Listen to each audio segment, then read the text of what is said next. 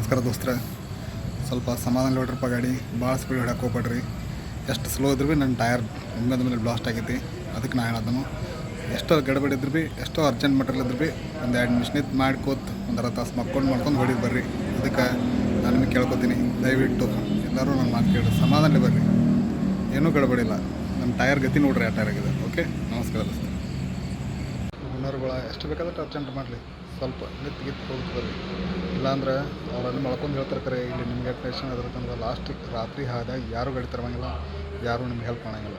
ಅವ್ರ ಜಾಗದಾಗ ನಾವಿದ್ರು ಭೀ ಹಂಗೆ ಮಾಡ್ತೀವಿ. ಅದಕ್ಕೆ ಏನೈತಿ, ನೀವು ಎಷ್ಟು ಆಗತ್ತೆ ಒಂದು ಲೆಕ್ಕಲೆ ಗಾಡಿ ಹೊಡೀರಿ.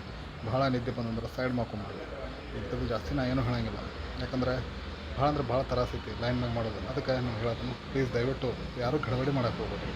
ಓಕೆ, ಧನ್ಯವಾದಗಳು.